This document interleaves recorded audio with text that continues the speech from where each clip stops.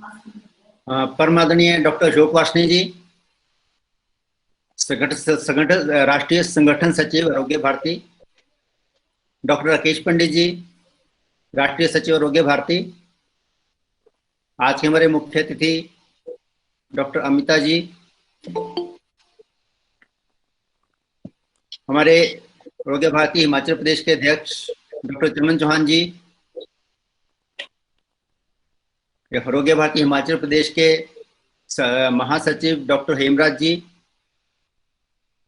और सभी विद्वान मुख्य लोग जो आज हमारे साथ जुड़े हैं, सबका मैं आज की इस तरंग संगोष्ठी जिसको हम वेबिनार कहते हैं उसमें स्वागत करता हूं। आज के वेबिनार के हमारे मुख्य अतिथि श्री राजीव सैजल जी, हेल्थ एवं आयुर्वेद मिनिस्टर हिमाचल प्रदेश, हमसे भी थोड़ी देर में जुड़ेंगे। तो उतनी देर में हम अपना कार्यक्रम प्रारंभ करते हैं। सर्वप्रथम मैं अपने कार्यक्रम के प्रारंभ में हम प्रधानमंत्री वंदना के पाठ से हम कार्यक्रम को प्रारंभ करेंगे। डॉक्टर जगजीत दहल जी हमारे साथ जुड़ी हुई हैं। डॉक्टर जगजीत दहल से निवेदन करूंगा कि वह प्रधानमंत्री वंदना बोले। बाकी सभी सदस्यों मेरा करवत निवेदन है कि अपने आप को म्यूट करके रखें, केवल जो व्यक्ति बोलेगा वही अपने आप को अनम्यूट करें। धन्यवाद। डॉक्टर जगजीत दहल। सभी को नमस्कार। सबसे पहले सभी आंखें बंद करेंगे। ध्यान मुद्रा में 3 बार ओम का उच्चारण सभी अपने आप दोहराएंगे।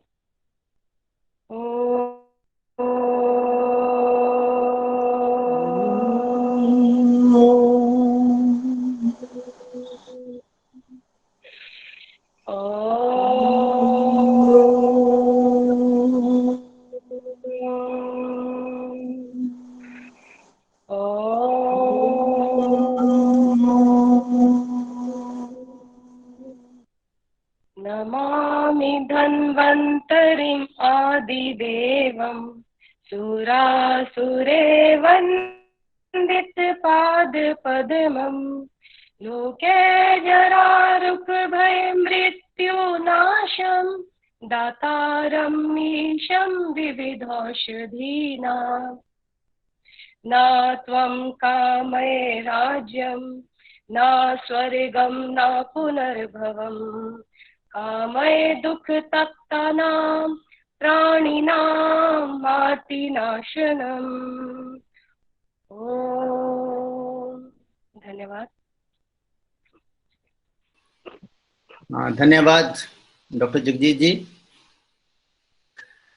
इस कार्यक्रम के प्रारंभ में सबसे पहले आज के जो हमारे मुख्य मेहमान हैं उनका परिचय मैं आप सबके साथ साझा करना चाहूँगा। आपकी स्क्रीन पर आ रहा होगा। आज के हमारे मुख्य अतिथि हैं वो डॉक्टर राजीव सैजल जी हैं। हिमाचल प्रदेश सरकार में मंत्री हैं, health and family welfare minister, Ayurveda minister हैं।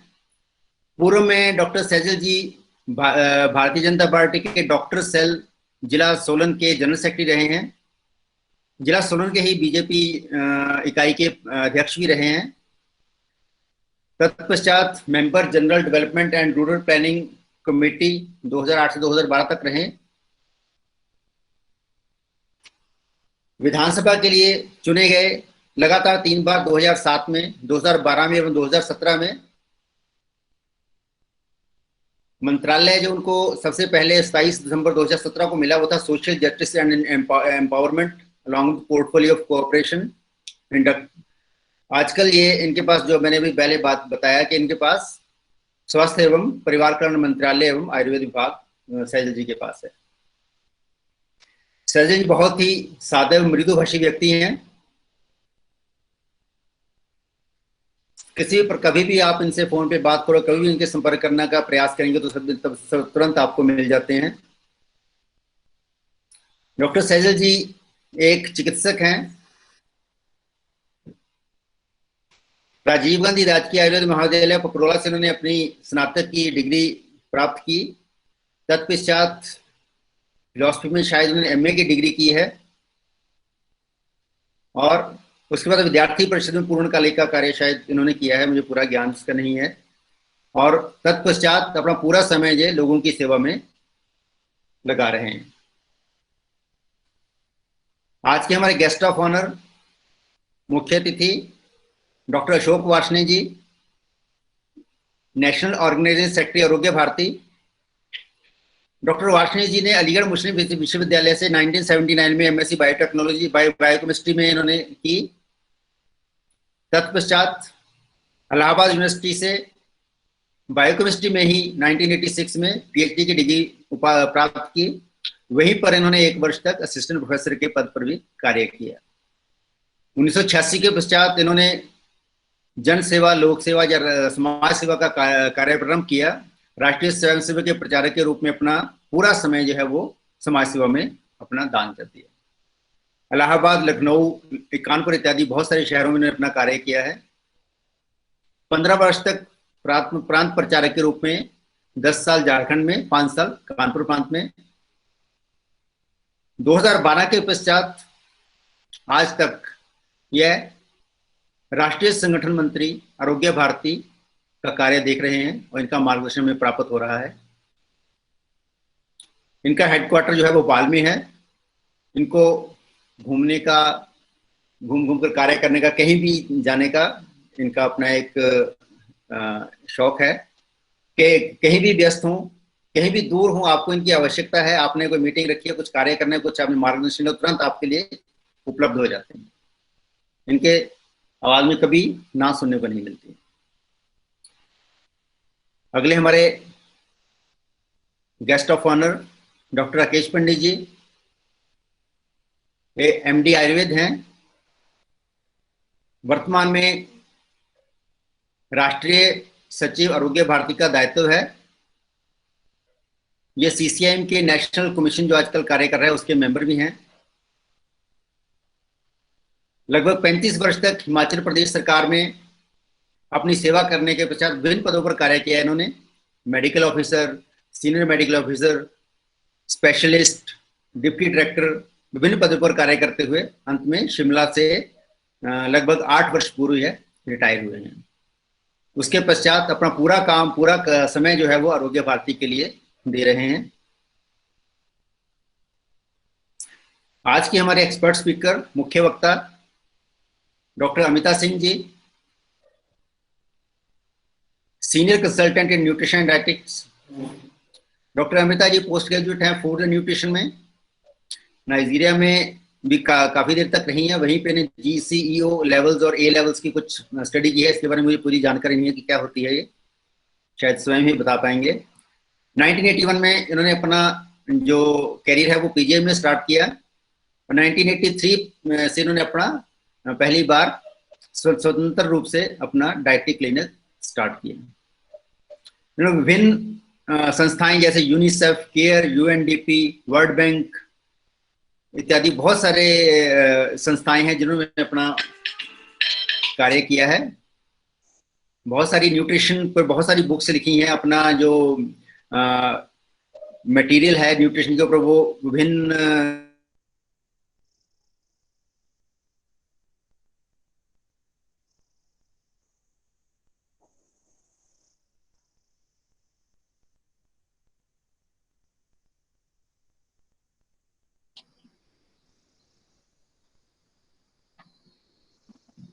अनिल जी।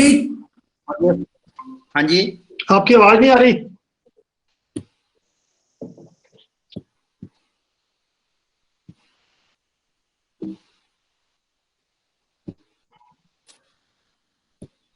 आवाज नहीं आ रही, आवाज नहीं आ रही डॉक्टर साहब। अनिल जी आपकी आवाज नहीं आ रही।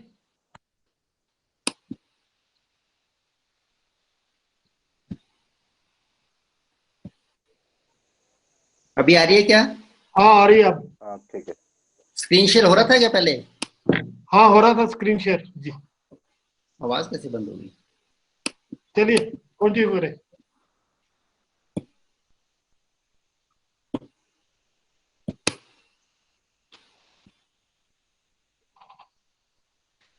तो मैं स्वागत करता हूं आज अपने सभी आज के हमारे जो मुख्य अतिथि हैं, हमारे गेस्ट ऑफ ऑनर हैं, हमारे मुख्य वक्ता हैं, सभी का मैं हार्दिक अभिनंदन में स्वागत करता हूं। हमारे मध्य डॉक्टर अशोक वार्ष्णेय जी, जिन्होंने बायोकेमिस्ट्री में अलीगढ़ मुस्लिम विश्वविद्यालय से पोस्ट ग्रेजुएशन की है। तत्पश्चात इलाहाबाद यूनिवर्सिटी से इन्होंने पीएचडी की उपाधि प्राप्त की। उसके पश्चात अपना पूरा समय ये लगभग 15 वर्ष तक इन्होंने राष्ट्रीय के प्रचारक के रूप में कार्य किया। 2012 से डॉक्टर वार्ष्णेय के पास आरोग्य भारती के राष्ट्रीय संगठन सचिव का दायित्व है। तब से हमें इनका मार्गदर्शन प्राप्त हो रहा है। हमारे दूसरे गेस्ट ऑफ ऑनर डॉक्टर केश पंडित जी। हो गया, परिचय हो गया, आप शुरू कराइए। परिचय हो गया, आपने कर दिया, ठीक। अब शुरू कराइए वार्ष्णेय जी से। अब मैं निवेदन करूंगा डॉक्टर अशोक वार्ष्णेय जी से कि अपना उद्बोधन प्रारंभ कर हमें उद्बोधित करें। डॉक्टर वार्ष्णेय, अपने आप को अनम्यूट कीजिए सर।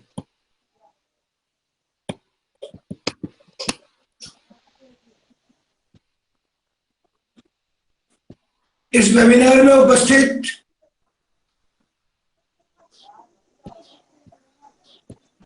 आरोग्य भारती हिमाचल प्रांत के अध्यक्ष डॉक्टर चमन सिंह चौहान जी, राष्ट्रीय उपाध्यक्ष डॉक्टर एस.बी. टंगाई जी, राष्ट्रीय सचिव डॉक्टर राकेश पंडित जी,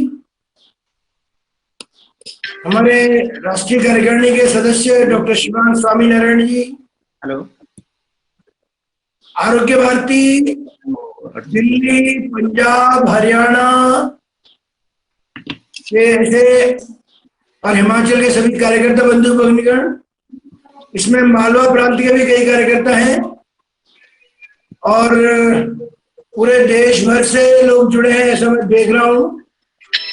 ऐसा सभी को नमस्कार।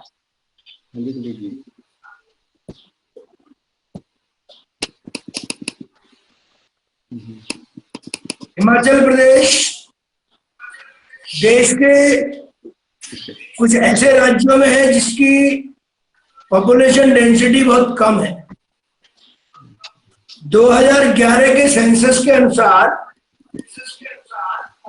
68,68,67 लाख की पॉपुलेशन है और उसमें से भी 90%, ऑलमोस्ट 89.97% यह पॉपुलेशन रूरल है, ग्रामीण क्षेत्र में रहती है। हेल्थ की दृष्टि से अगर देखें तो पूरे देश के अलग अलग राज्यों ने जो प्रयास किए हैं, उन प्रयासों में जो 10 बेस्ट परफॉर्मर्स हैं, उनमें से एक हिमाचल प्रदेश है। नीति आयोग की रिपोर्ट 2019 में उसका वर्णन है। लेकिन तो भी पूरे देश में समय समय पर नेशनल फैमिली हेल्थ सर्वे होता है।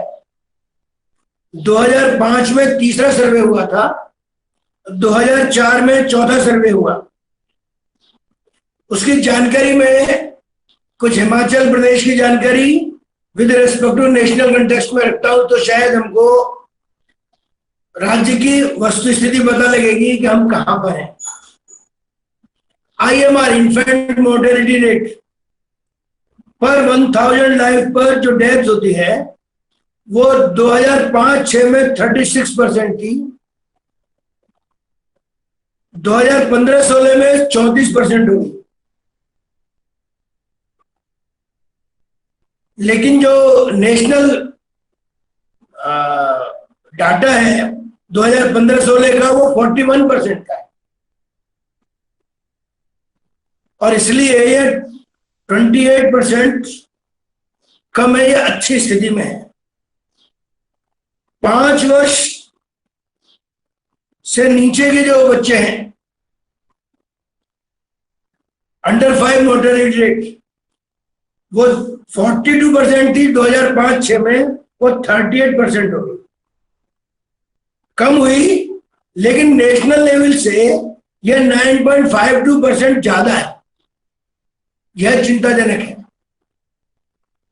वैसे ही मेल न्यूट्रिशन की दृष्टि से देखें तो 2005-06 में 38.6% था, जो 15-16 में 26.3% हो गया, 12.3% बेटर स्थिति में है। जबकि नेशनल लेवल पर ये बेटरमेंट का 9.6% का ही रेशियो परसेंट था। तो हिमाचल में अच्छी स्थिति है। एनीमिया की स्थिति अगर देखें तो शिशुओं में, बच्चों में जो एनीमिया है वो 50.4% से थोड़ा इंप्रूव हुआ, 53.7% आया, थोड़ा इंप्रूवमेंट हुआ। लेकिन सबसे ज्यादा चिंताजनक जो स्थिति है हिमाचल में वह है महिलाओं में एनीमिया की स्थिति। 43% था 2005-06 में, वो बढ़कर के 53.5% हो गया है। यह जो पहलू है यह चिंताजनक है, 10.5% अधिक हुआ, जो कम होना चाहिए था सारे प्रयासों के परिणाम स्वरूप बढ़ता है। मुख्य रूप से दो इसके मैं कारण मानता हूं। एक कारण निर्धनता भी है कि वहां पर कैपिटा इनकम शायद कम होगी।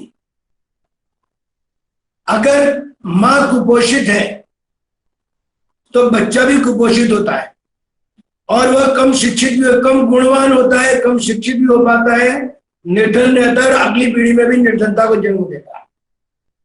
यद्यपि सरकार की एक स्टंटिंग नाम का एक प्रोसीजर है जिसके माध्यम से उन्होंने तय किया कि प्रतिवर्ष हम 2% इसको इंप्रूव करेंगे, लेकिन वो हो नहीं पा रहा है। 2022 तक 25% तक लाने का लक्ष्य था, आगे देखते हैं वो कितना तक होगा, लेकिन प्रयास जारी है। इसमें आजकल विज्ञान और तकनीकी के विकास के कारण से शहरी क्षेत्रों में भी यह चीज देखने को मिली है कि हम पश्चिम की नकल, शहरी क्षेत्रों की नकल करने के कारण से, अन्य दूसरे लोगों की नकल करने के कारण से हमको जो पौष्टिक भोजन मिलना चाहिए, हमारी फिजिकल एक्टिविटी कम हो गई, उसके कारण से जो कैलोरी कंज्यूम होनी चाहिए, ऐसे जो बकरे में ये कम होने के कारण भी यह काम हो रहा है। इसको हम बोलते हैं प्रज्ञा अपराध, जानबूझ करके किया गया। और केवल इतना ही नहीं है, और भी कई चीजें हैं इसमें। जैसे प्रकृति ने मनुष्य को जिस जलवायु, जिस मौसम में जिन तत्वों की आवश्यकता होती है, उन तत्वों को प्राप्त करने के लिए वैसे उसी जलवायु, उसी मौसम में वैसे फल, वैसी सब्जियां, वैसे औषधीय पौधे दिए। चरक संहिता में कहा भी गया है, यस्य देशस्य यो जंतु तज्जन तस्यौषधम हितम। जो व्यक्ति जिस देश में जन्म लेता है उसके लिए उसी देश की औषधियां ही हितकर होती हैं। अर्थात अगर हमने इस ऋतु, जलवायु के अनुसार सब्जी, फल, औषधीय पौधों का सदुपयोग किया तो जो तत्व मिलने चाहिए स्वाभाविक रूप से मिलते जाते हैं। लेकिन आज की स्थिति कैसी है? नगरीय व्यक्ति सोचता है जिसके पास थोड़ा पैसा है कि मौसम में तो सभी खाते हैं, बिना मौसम के खाएंगे तो हमारा कुछ श्रेष्ठता है। अपनी श्रेष्ठता को वह नियम तोड़ना समझते हैं और उसी का परिणाम निकलता है कि वह कुपोषण की ओर बढ़ता जाता है। जो तत्व मिलने चाहिए वो नहीं मिलता उसे। इतना ही नहीं, शहरी क्षेत्रों में और एक समस्या महिलाओं की, डाइटिंग, हमारा वजन न बढ़े, और इसलिए कुछ तो भी कभी भी खाना छोड़ देंगे, कुछ खाएंगे, कुछ नहीं खाएंगे। यह ओवर डाइटिंग से एक दूसरे प्रकार की समस्या होती है जो मेल न्यूट्रिशन को लीड करती है। पोषण तत्वों की कमी हो जाती है। कभी कभी हम थोड़ी और बुद्धि लगाते हैं, जो चीज अच्छी लगती है उसी वस्तु को खाते हैं, एक ही वस्तु खाते हैं। कई बार हम कहते हैं कि एडिक्शन, एक ही वस्तु को अधिक मात्रा में खाना भी एडिक्शन है, लेना भी एडिक्शन है। और इसलिए यह जो एक ही वस्तु को अधिक मात्रा में लेना, तो दूसरे पदार्थ न लेने के कारण से जो पोषण शरीर को मिलना चाहिए वो मिलता नहीं। शहरी क्षेत्रों में और एक समस्या है, जैसे अब ग्रामीणों में पहुंच रही है, महिलाएं पानी कम पीती है, जितना पानी पीना चाहिए अपेक्षाकृत कम पीती है। तो इसके लिए तो आग्रह किया जा सकता है कि पर्याप्त पानी शरीर में रहेगा तो भोजन को पचाने में सुविधा रहेगी, पूरी कैलोरी मिलेगी उनको।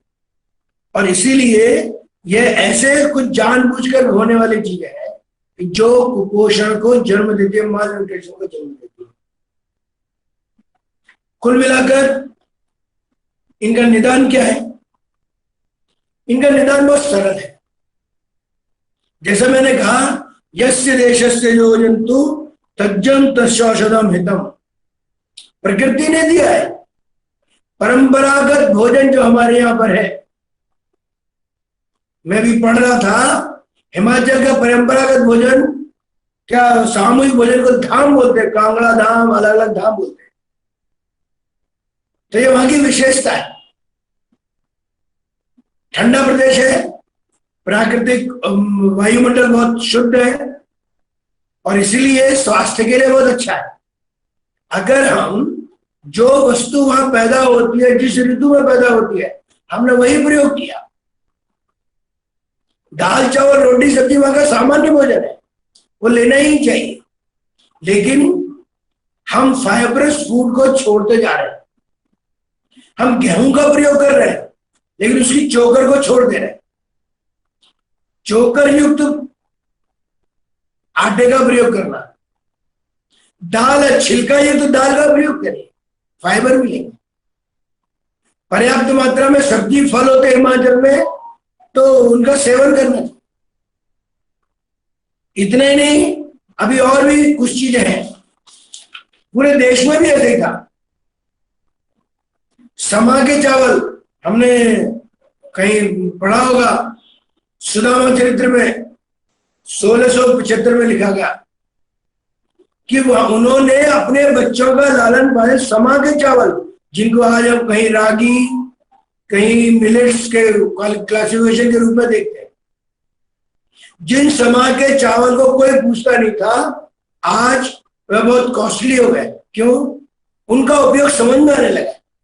हमारे मैसूर के डॉक्टर खादर वली, वो तो मिलेट से लाइफस्टाइल डिजीज का ट्रीटमेंट ही करते हैं। और अपने पूरे देश में ये मिलेट्स का जो प्रभाव है ये बहुत अधिक था।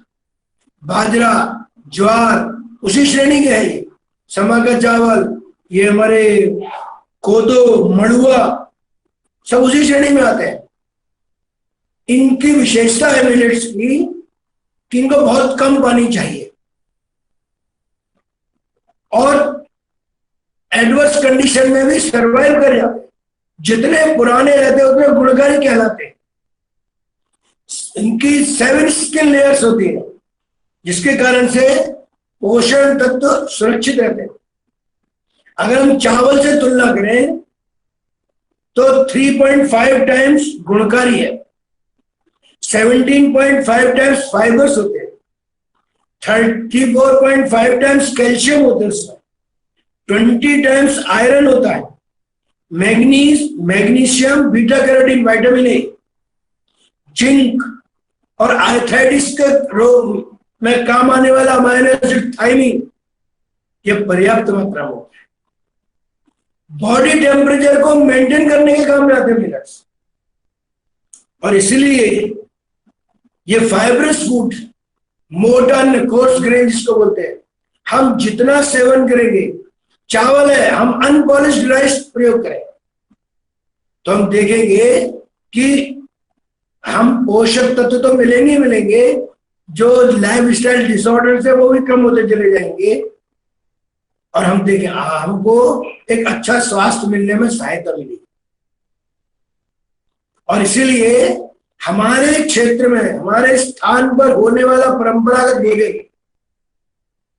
फल सब्जी, उसका भरपूर सेवन, यही हमारे लिए सामने रास्ता है। इतना ही नहीं, भोजन को पचाने के लिए, शरीर में शक्ति के लिए, शरीर के स्वास्थ्य के अनुसार, आयु के अनुसार व्यायाम भी चाहिए। इस कोरोना कालखंड में ऑनलाइन सारा काम होने के कारण बच्चे भी ऑनलाइन गेम्स में बिजी हो गए। फील्ड में जाना कई बार माँ बाप भी नहीं भेजते और बच्चे भी नहीं जाना चाहते। जितना ज्यादा वो मैदान में रहेंगे, खेलेंगे, कूदेंगे, उतना वो स्वस्थ रहेंगे। केवल भोजन से न्यूट्रिशन नहीं, तो व्यायाम से स्ट्रेंथ भी मिलती है, जिसके कारण से इम्यूनिटी बूस्टिंग होती है। यह भी चाहिए। फिर शहरी क्षेत्रों में और एक कठिनाई है कि लोग बार बार भोजन गर्म करते हैं। जितनी बार गर्म करेंगे उतनी बार न्यूट्रिशन वैल्यू कम होती चली जाएगी। हमने अनुभव किया होगा कि सामूहिक भोजन, ढाबे का भोजन, होटल का भोजन, पदार्थ वही होते हुए भी लगातार 2 दिन, 3 दिन तक खाना बहुत मुश्किल है। लेकिन अपने किसी भी प्रियजन, अपनी माता जी, दादी, पत्नी, बहन, जिस किसी ने प्रियजन ने बनाया भोजन, उसके द्वारा बनाया गया भोजन व्यक्ति कभी ऊबता नहीं, हमेशा उसकी इच्छा रहती है हमको भोजन करते जाए। और इसीलिए हम कहा करते हैं कि भोजन में भाव का महत्व है। स्वाभाविक रूप से स्वच्छता, पर्यावरण और पॉजिटिविटी, ये ऐसी चीजें हैं जो व्यक्ति के स्वास्थ्य को ठीक रखने में सहायक है। इवन कहां तक हमारे आसपास के फूल, पौधे, पूजा पाठ, यह भी व्यक्ति को मानसिक दृष्टि से स्वस्थ रखने में सहायक है, जो उनकी इम्यूनिटी को बूस्टअप करते हैं और उनको स्वास्थ्य प्रदान करने में सहायता करते हैं। इनके निदान के लिए मैं अक्सर बताया करता हूं कि 4 चीजें चाहिए। आज के समय में जब लोग पश्चिम से रेफरेंस पॉइंट ले रहे हैं, हर चीज में अमेरिका से तुलना करते हैं, चाहे वो आयोडाइज नमक हो, चाहे वो और कुछ हो, ये माइक्रोवेव ओवन हो, वो भूल जाते हैं कि आयोडाइज नमक ये पश्चिम के लिए तो हो सकता है, भारत के लिए उपयोगी नहीं है। क्यों नहीं है? कि हमारे यहाँ भोजन के बनाते समय ही नमक डाल देते हैं। दाल में डालना होगा, सब्जी में डालना होगा, खिचड़ी में डालना होगा, पहले डाल देते हैं। आयोडीन का बॉइलिंग पॉइंट बहुत कम रहता है, इसलिए थोड़ी सी हीट मिलने पर एवापोरेट हो जाती है, तो मनुष्य को मिलती नहीं। लेकिन भारत में उसके स्थान पर हर जलवायु में पूरे वर्ष भर पत्ते वाली सब्जियां उपलब्ध हैं। अगर हमारे भोजन में नियमित रूप से पत्ते वाली सब्जियां को हम इंक्लूड कर लें, तो हमको मिनरल्स, बहुत सारे मिनरल्स, वाइटामिन, आयोडीन स्वाभाविक रूप से मिलती है। अलग से हमको आयोडीन नमक की भी जरूरत नहीं पड़ी। और इसलिए यह आवश्यक है कि हम सभी परंपरागत जो भोजन है, उत्सव है, उनका आनंद भी लें और उनको सेवन भी करें। और इसके लिए आज आवश्यकता है अवेयरनेस की। कैसी आवश्यकता, मैं एक उदाहरण देता हूं। पिछले वर्ष की बात होगी, मैं मुंबई में था एक दिन, वहां एक समाचार पत्र निकलता है एनबीटी, नवभारत टाइम्स। तो संडे को मैं कहीं से घूम करके कार्यालय पहुंचा, वो मैंने संडे सप्लीमेंट देखा, उसमें बहुत अच्छी जानकारी थी स्वास्थ्य संबंधी। और कितनी अच्छी जानकारी थी कि कंपैरिजन किया था फलों का, सब्जियों का, ड्राई फ्रूट्स का। कैसा था, एक उदाहरण देता हूं। जैसे सेब और अमरूद, 1 किलो सेब, 1 किलो अमरूद, कॉस्ट कितनी होगी, उसके न्यूट्रिएंट कितने कितने हैं, तो कोई भी सामने देखकर अंदाजा लगा सकता है कि हमको कौन कॉस्ट इफेक्टिव है, कौन ज्यादा न्यूट्रिएंट है। बादाम है और मूंगफली है, 1 किलो बादाम के दाम, 1 किलो मूंगफली के दाम, उसमें से न्यूट्रिशन वैल्यू क्या क्या है, कंपोनेंट्स क्या क्या है, इनकी जानकारी उसमें दी। ब्रोकली और गोभी, ब्रोकली और गोभी दोनों का कॉस्ट लिखी है, न्यूट्रिशन वैल्यू लिखी है, ऐसा पूरा पन्ना भरा था। तो उस पूरे को पढ़ करके कोई भी व्यक्ति आसानी से अनुमान लगा सकता है कि हमारे स्थान पर पैदा होने वाला कोई भी फल सब्जी और जिस ऋतु में पैदा होती है उसकी न्यूट्रिशन वैल्यू, उसकी कॉस्ट, यह सब सामान्य व्यक्ति के अप्रोच में रहती है। न्यूट्रिशन वैल्यू अधिक रहती है, उसका सेवन करेंगे तो ध्यान में आएगा। अब वो समाचार पत्र जिसने पढ़ा होगा वो शायद उसके लिए अच्छा रहा होगा, और इसलिए कोई शॉर्ट वीडियो, कोई एग्जीबिशन, कोई पीपीटी, कोई पत्रक बनाकर सोशल मीडिया का माध्यम लेकर के अवेयरनेस की आवश्यकता है। ग्रामीण क्षेत्रों में भी, नगरीय क्षेत्रों में भी, युवाओं में भी, इवन छोटे छोटे बच्चों में। दूसरी चीज है मोटिवेशन चाहिए सरकार की ओर से। सरकार की योजनाएं तो है, कुछ प्रयास भी हो रहे हैं, लेकिन ऐसा लगता है कि अगर हमको कुपोषण को दूर करना है तो कुछ कुछ प्रयत्न थोड़े और बढ़ाने की आवश्यकता अनुभव होती है। बहुत सारे एनजीओ की भी आवश्यकता है कि जो इस दिशा में काम कर सके, जानकारी दे सके। तीसरी चीज पॉजिटिविटी। ये पॉजिटिविटी मैं अक्सर बोला करता हूं कि अच्छी चीजें बहुत सारी हैं, उन अच्छी चीजों की चर्चा करेंगे, हर एक के ध्यान में आएगा। अच्छे उदाहरण देना, अच्छे डाटा, अच्छे एनालिसिस, ये पॉजिटिविटी व्यक्ति को बहुत मोटिवेशन देती है। और अंत में चौथी चीज मॉड्यूल्स। कुछ मॉड्यूल्स है, हिमाचल में छोटे छोटे बस्तियां हैं, मॉड्यूल्स तैयार हो सकते हैं। कुछ गांव, कुछ पहाड़ियां, कुछ घाटियां ऐसी हो सकती हैं कि हम ऐसे मॉड्यूल्स तैयार कर सके। नहीं, हम अपने यहां से इस मेल न्यूट्रिशन को धीमे धीमे कम करेंगे। जैसे मैंने नेशनल लेवल से स्टेट को कंपेयर किया, हम स्टेट के अंदर जिलों को कंपेयर कर सकते हैं। और कुछ कुछ प्रयत्न करके हमने कुछ काम किया और कुछ मॉड्यूल खड़े हो गए, तो हम इस मेल न्यूट्रिशन को समाप्त कर सकते हैं। और इसीलिए मैं कहता हूं अवेयरनेस ए,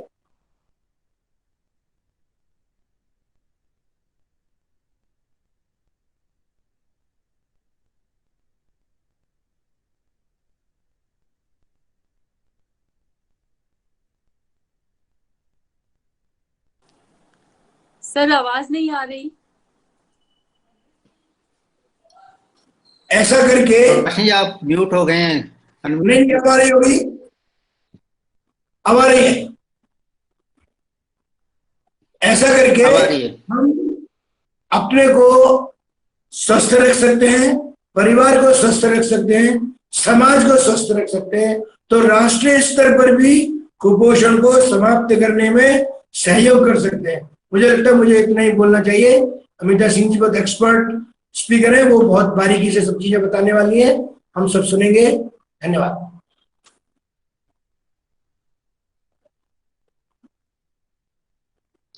अनिल जी। धन्यवाद डॉक्टर वाशनी जी। जी, आपके इस बोधन के लिए, हमारे मार्गदर्शन के लिए आपका बहुत बहुत धन्यवाद।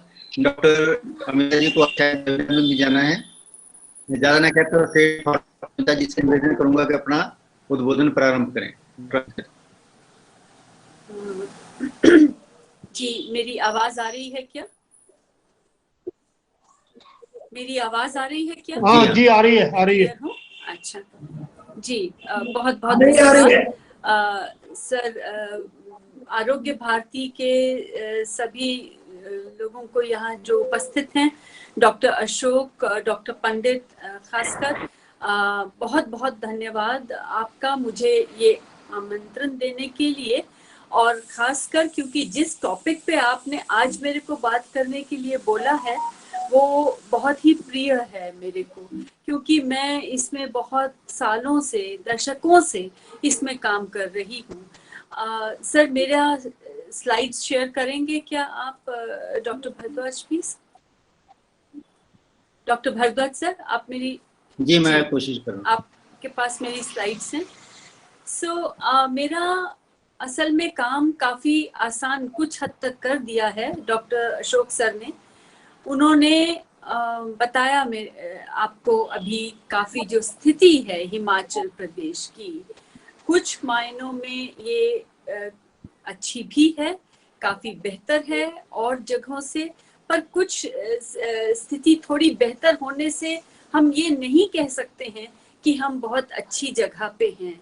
हमें और भी ज्यादा इसमें काम करने की आवश्यकता निश्चय ही जरूरी होती है।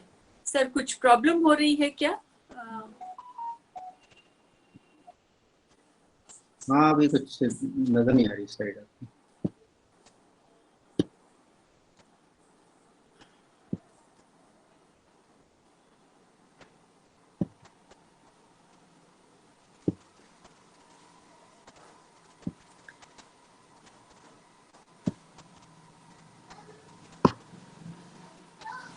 राइट, सो मैं आज जिस टॉपिक को लेके मैंने बात करनी थी वो मैं बात अपनी शुरू करती हूँ। मैं आशा करती हूँ कि डॉक्टर भारद्वाज मेरा प्रेजेंटेशन दिखा पाएंगे। सबसे पहली बात ये है, जो वर्तमान स्थिति है हिमाचल प्रदेश की, उसमें जो कम वजन वाले जो लोग हैं वो लगभग जो बच्चे हैं वो लगभग 21% हैं। कम लंबाई वाले जो बच्चे हैं वो 26% हैं। इस दोनों में जो अंतर है वो मैं आपको बताऊं कि कम वजन वाला शिशु वो हो सकता है जो थोड़ी देर के लिए उसे पर्याप्त मात्रा में भोजन नहीं मिला तो उसका वजन कम हो गया है, परंतु कम लंबाई अगर 26% है, इसका अर्थ ये होता है कि ऐसे बच्चे हैं जिनको कि भोजन कम मात्रा में बहुत देर से नहीं मिल रहा, अतः उनका न केवल वजन कम है पर उनकी जो लंबाई है वो भी कम हो गई है। इसका अर्थ है कि बहुत समय से उनके अंदर भोजन जो है वो उनको पर्याप्त नहीं मिल रहा। खून की कमी जिस तरह से नेशनल लेवल में भी है कि हमारे आधे से अधिक बच्चे जो हैं वो खून की कमी से ग्रसित होते हैं। नाउ डॉक्टर अशोक सर ने एक बड़ी इंपॉर्टेंट बात कही है, अगर आप उस चीज को आपने उसको सुना तो उन्होंने कहा कि अगर हमारी महिलाएं कमजोर होंगी तो हमारे शिशु भी कमजोर होंगे। और आपके यहाँ हिमाचल प्रदेश की जो NFHS 4 का डाटा है उसके हिसाब से 16% जो महिलाएं हैं उनका BMI 18 से कम है। 18 वो नीचे का BMI होता है, जो कि अगर उससे कम BMI होता है, बॉडी मास इंडेक्स होता है, तो वो महिला बहुत ही कुपोषित मानी जाती है। परंतु हैरानी की बात यह है कि हिमाचल में 18% पुरुष का भी BMI जो है वो 18 से कम है। ये चिंताजनक बात है। दूसरी ओर महिलाओं में जो पोषण है, जो खून की कमी है वो 53% कम है, परंतु दूसरी ओर पुरुषों में जो कि हम नहीं देखते हैं अधिकतर, वो भी 20% खून की कमी है। 20% खून की कमी पुरुषों में होना बहुत बड़ी बात हो जाती है। नाउ हमें करना क्या है? बात सारी ये आती है कि पारिवारिक स्तर पे और सामाजिक स्तर पे पॉलिटिकल विल तो होना ही चाहिए।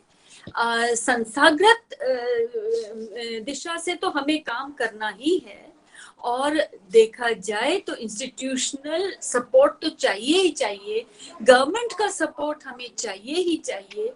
परंतु जो चीजें परिवार, जो चीजें समाज कर सकता है अपने लेवल पे, उसकी कोई सानी नहीं है।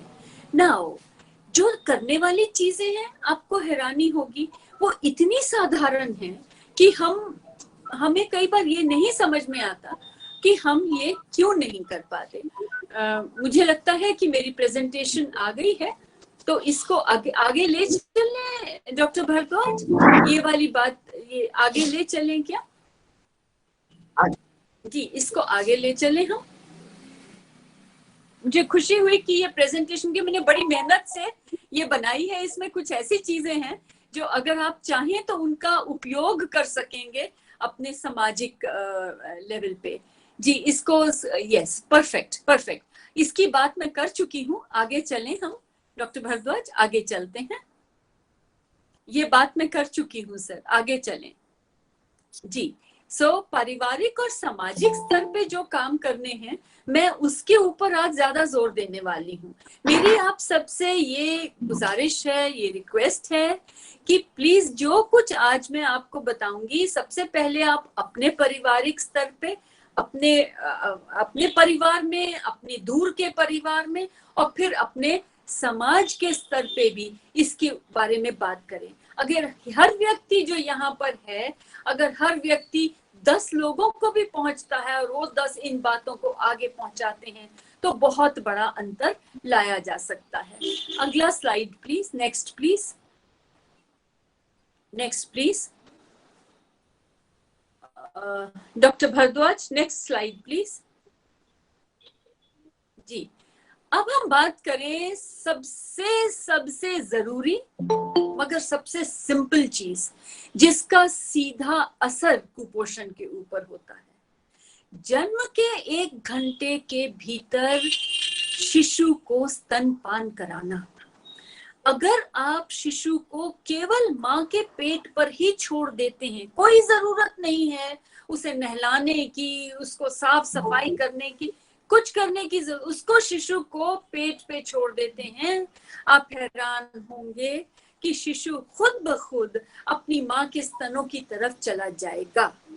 1 घंटे के भीतर ये बहुत आवश्यक है कि माँ अपने शिशु को स्तनपान कराए। क्यों 1 घंटे के भीतर? 1 घंटे के भीतर इसलिए क्योंकि शिशु चूसने की प्रवृत्ति लेकर पैदा होता है। अगर माँ इस समय शिशु को दूध पिलाती है, उसका अपना यूट्रस भी अपनी जगह पे पहुंच जाता है, ब्लीडिंग कम हो जाती है, बंद हो जाती है, शिशु अपना बहुत अच्छी तरह से लैचिंग ऑन कर लेता है। डॉक्टर भारद्वाज, स्लाइड शो फिर से चला गया है। शिशु बहुत अच्छे से लैच ऑन कर लेता है और बहुत अच्छे से दूध पीना शुरू कर देता है। तो आप ये देखें कि 6 माह तक उसे किसी प्रकार की कोई बीमारी नहीं होगी। ध्यान हमें केवल यही देना है कि 6 माह तक सिवाय माँ के दूध के हमें बच्चों को, अपने शिशु को कुछ भी नहीं पिलाना है। नाउ कई माताएं ये कहेंगी कि अरे दूध तो आता ही नहीं। यहाँ मैं आपको ये बता दूं कि दूध ना आना ये वाली स्थिति तो कभी होती ही नहीं है। अगर माँ ने जन्म दिया है तो डेफिनेटली वो दूध पिला सकती है, दूध उसको आएगा ही आएगा, इसमें कोई दो राय नहीं है। फर्क सिर्फ इतना है कि वो जो दूध शुरू में आता है वो गाढ़ा दूध होता है, कुछ बूंदें ही होती हैं क्योंकि बच्चे का पेट ही उतना है। आप छोटे शिशु की मुट्ठी देखिए, वो मुट्ठी कितनी छोटी है, और वो जो छोटी सी मुट्ठी है बस उतना ही उसका पेट है। इसीलिए शुरू में जो दूध माँ पिलाती है वो केवल कुछ बूंदें ही होती हैं, उससे अधिक ना शिशु को जरूरत है और ना ही उसको निकलता है। नाउ 3 दिन तक यही जो कोलोस्ट्रम है यही माँ को निकलेगा, कुछ बूंदे हैं। शर्त केवल इतनी है कि आप उसे बार बार पिलाते रहें। जितना अधिक माँ शिशु को दूध पिलाएगी उतना अधिक वो दूध बनेगा, और 2 से 3 दिन के बाद जिस प्रकार का दूध बच्चे को चाहिए वो पूरा का पूरा बच्चे को निकलने लगेगा। पिलाते समय ध्यान देने की कुछ चीजें हैं कि माँ बच्चे को बिल्कुल सटा के, पेट से सटा के रखेगी, और सिर्फ निपल के स्थान पे जो स्तन का काला हिस्सा होता है वो पूरा बच्चे के मुंह में जाएगा। और जब तक शिशु ना छोड़े दूध पीना, माँ को दूध पिलाना बंद नहीं करना है। क्यों हम इतना जोर देते हैं, क्यों हम बार बार इतना जोर देते हैं इस बात पे कि शिशु को माँ का दूध ही पिलाना है? क्योंकि इससे अच्छा आहार नहीं है। कोई भी डिब्बा हो सकता है प्रोटीन, वसा, कार्बोहाइड्रेट, इन सारी चीजों को मिश्रण करके एक पाउडर बना ले, पर वो तत्व कहाँ से लाएंगे जो तत्व माँ के दूध में पाए जाते हैं, जो कि एक्चुअली में देखा जाए तो शिशु को बीमारियों से बचने की क्षमता प्रदान करते हैं।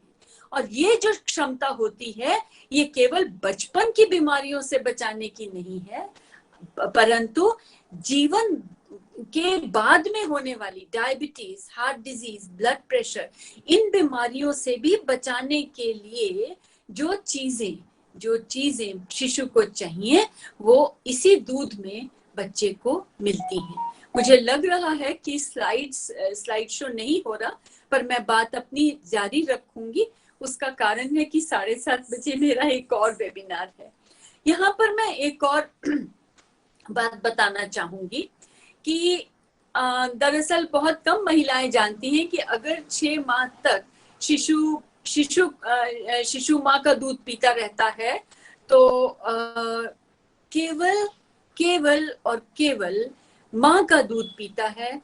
और माँ भी अगर उसको पूरी तरह से दूध पिलाती है और उसकी माहवारी शुरू नहीं हुई, तो ये लगभग 98% तक कुदरती गर्भ निरोधक की तरह से काम करती है ये प्रक्रिया।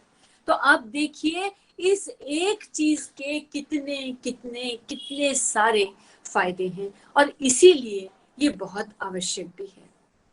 Having said that, मैं ये इसके ऊपर मैं बात कर चुकी हूँ। अनिल जी, अगला स्लाइड ले लें क्या? अगला स्लाइड ले लें।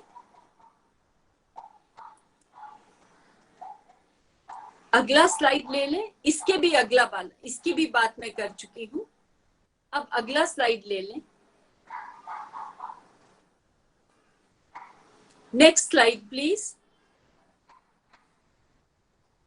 जी, इस स्लाइड को बड़े ध्यान से देखिए। इस स्लाइड को देखने की जरूरत है। ये मैंने जानकर लगाया है कि शिशु को दिन भर में 8 से 10 बार माँ को दूध पिलाना है। लेट के भी माँ शिशु को दूध पिला सकती है, केवल उसको थोड़े से सपोर्ट की जरूरत पड़ेगी कि हम उसे इस तरह से लिटा सकें कि वो शिशु को दूध पिलाए। ध्यान केवल एक बात का देना है कि कहीं दूध निकल के शिशु के कान के अंदर ना चला जाए। किसी और चीज की आवश्यकता नहीं है।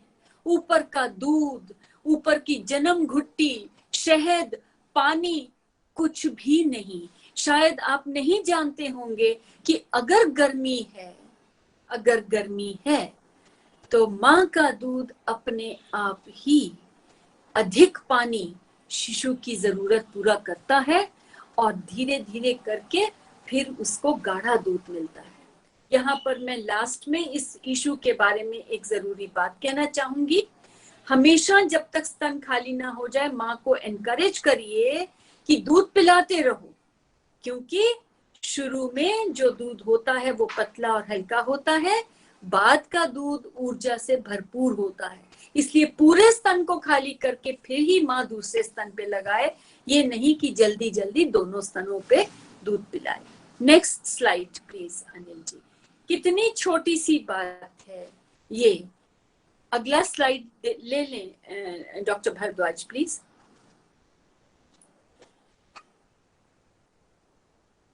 Next slide please doctor Bhardwaj.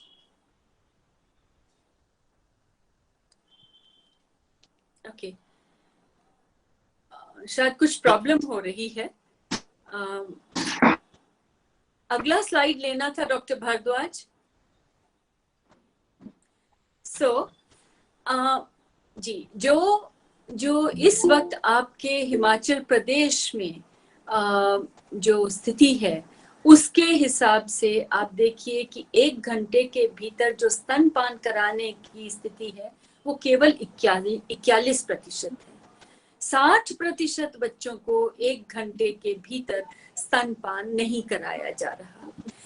अब बात ये आती है केवल 6 माह तक केवल स्तनपान हमें कराना है, और वो स्थिति आपके यहाँ फिर भी बेहतर है, 67% है, 67% है, परंतु फिर भी 33% शिशुओं को अभी भी स्तनपान नहीं कराया जा सकता। 6 से 8 माह के ऊपर स्तनपान तो जारी रखना है, परंतु ऊपरी आहार भी शुरू करना ही करना है, और ये केवल 52% बच्चों में हिमाचल प्रदेश में हो रहा है। हमें केवल ऊपरी आहार शुरू नहीं करना, हमें पर्याप्त मात्रा में भी देना है, और यह केवल 10%, केवल 10% शिशु 2 साल तक ऐसे हैं जिन्हें पर्याप्त मात्रा में भोजन प्राप्त हो रहा है। ये स्थिति बहुत ही चिंताजनक है। घर में खाना तो है, अगर केवल 20% महिलाएं BMI कम है तो मतलब घर में खाना तो है, सब खाना तो खा ही रहे हैं ना, तो ये खाना शिशु को क्यों नहीं मिल रहा?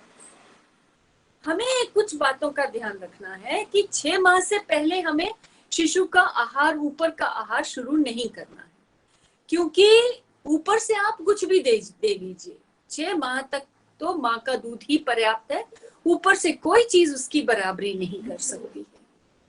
और ऊपर से आप कुछ भी देंगे तो शिशु का पेट जो है वो तैयार नहीं है कि वो उसे पचा सके, अर्थात उल्टा उसको दर्द लग सकते हैं, उसको कुपोषण अधिक हो जाएगा, और माँ के दूध की तुलना में उसे कम ऊर्जा और कम प्रोटीन मिलेगा तो वो कमजोर और हो जाएगा।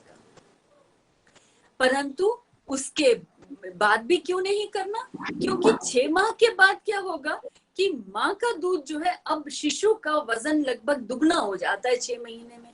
अब माँ के अंदर से इतना दूध नहीं निकलता कि वो शिशु की आवश्यकता की पूर्ति कर सके। ऑल्सो अगर वो अभी भी सिर्फ अपने दूध पे रखती है, कि कई धारणाएं होती हैं, शिशु का मामा आएगा तभी दूध पिलाएंगे, कोई शुभ दिन आएगा नानी आएंगी, दादी आएंगी, वही खिलाएंगी, ऐसी चीजें करने में हम शिशुओं को ऊपरी आहार देने में बहुत देर कर देते हैं। ऐसे में शिशु का वजन तो बढ़ गया, परंतु आपने पूरी ऊर्जा नहीं दी, आपने पूरा प्रोटीन नहीं दिया, घर में खाना बन भी रहा था, आपने शिशु को नहीं खिलाया, अर्थात शिशु में कुपोषण होगा ही होगा। पर खिलाने से पहले कुछ चीजों की जानकारी होना बहुत जरूरी है। जिस बर्तन में खिलाएं वो बहुत साफ होना चाहिए। हाथ धोने की आदत मैं आशा करती हूँ कि कम से कम अब तो कोविड के टाइम पे तो सबको हो गई होगी। हाथ धोना बहुत जरूरी है। शिशु का आहार बिल्कुल साफ होना चाहिए। अब 6 माह के बाद शिशु को ऊपर से पानी, साफ पानी पिलाना बहुत ही जरूरी है। अगर बार बार बच्चा बीमार पड़ता है तो इस पानी को उबालिए, ठंडा करिए और फिर पिलाइएगा। और एक बात का ध्यान रखना है, जो बहुत बड़ी गलती समुदाय करता है, बच्चा जरा सा बीमार हुआ, उसे खिलाना बंद कर दिया। ऐसा बिल्कुल नहीं होना चाहिए। खासकर स्तनपान जो है वो तो बिल्कुल जारी रहना ही चाहिए ना। फिर ऊपर से देना है तो देना क्या है, ये भी बहुत जरूरी है। सूप या जूस देने की जरूरत नहीं है। पानी तो पानी है, चाहे वो दाल का हो, चाहे चिकन का हो, चाहे सब्जियों का पानी हो, पानी पानी है। पानी पोषण का स्थान नहीं ले सकता है। आहार कैसा होना चाहिए? गाढ़ा, जैसे खिचड़ी होती है ना, तो खिचड़ी बिल्कुल सख्त होती है और ना ही बिल्कुल पानी की तरह से गिरने वाली होती है। मेरे पास एक स्लाइड है जिसमें मैंने ये दिखाया है कि किस प्रकार का गाढ़ापन होना चाहिए। सत्तू की तरह से हो, फिरने की तरह से हो, खीर की तरह से हो तो बहुत ही काम का वो पोषक आहार है। दूसरी बात, बाहर से कुछ नहीं लाना, जो कुछ घर पे बनता है उसी को शिशु के लिए तैयार करना है। गरीब से गरीब परिवार में भी रोटी या चावल तो बनता ही है। साफ पानी में या साफ दूध में वो रोटी भी कतर के अगर डाल दी जाए तो 10-15 मिनट के अंदर ही वो उसका मलीदा बन जाता है। इसे अच्छे से भींच के साफ हाथों से शिशु को खिलाया जा सकता है। और ये काम मैं बहुत सारे गांव में मध्य प्रदेश के कर चुकी हूँ। आपके घर में घी है या तेल है, इसका उपयोग अवश्य करें इस खाने में जो शिशु को आपने देना है। जहां तक हो सके जो कुछ आप घर पे खाते हैं, जो भी कुछ घर पे खाया जाता है, उसका उपयोग शिशु को खिलाने में करें। इसे कहते हैं feeding from the family pot. विश्व स्वास्थ्य संगठन ने कहा है परिवार के पतीले से ही शिशु का भोजन निकले। अर्थात जो कुछ आपने बनाया उसे गाढ़ा गाढ़ा निकालिए, साफ हाथों से उसको मसलिए और शिशु को खिलाइए। ये बहुत ही जरूरी है। साथ में स्तनपान हमें जारी रखना ही रखना है। अब मैं बात करने जा रही हूँ कि हमें किस आयु में शिशु के लिए कितनी मात्रा में हमें देना है। सबसे पहले हम बात करेंगे 6 से 8 माह के बच्चे की। जब आप शुरू करने वाले हैं तो जो घर में दाल बनती है उसे मसल के उसमें घी डाल के वो दे सकते हैं।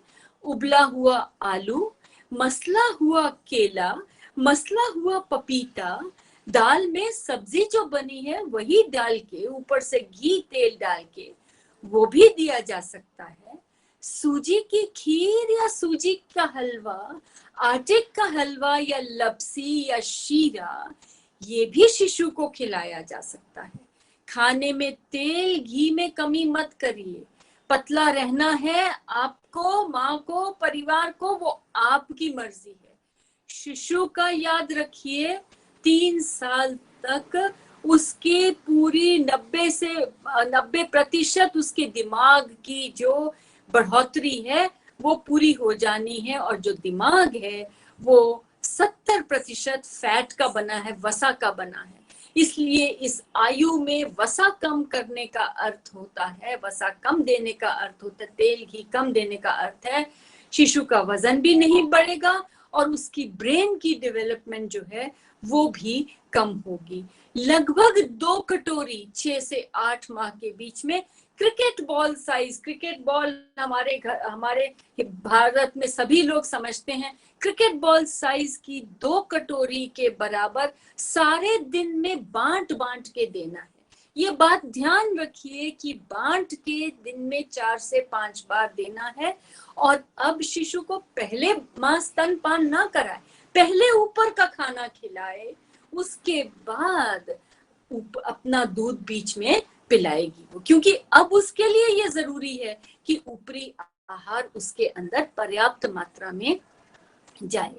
इन्हीं चीजों की बढ़ोतरी करके हम 8 से 10 माह के शिशु के लिए हम आगे बढ़ते हैं और कहते हैं कि इन्हीं वस्तुओं की मात्रा जो है वो लगभग 3 कटोरी हो जानी चाहिए। मैं फिर से कहूंगी, स्तनपान जारी रखना है, साफ पानी देना है, परंतु पहले कुछ खिला के और फिर शिशु को बीच में स्तनपान कराया जाए, ये बहुत जरूरी है। अब इस स्थिति में यहाँ पर एक बात का मैं आपको साफ बात कहने वाली हूँ।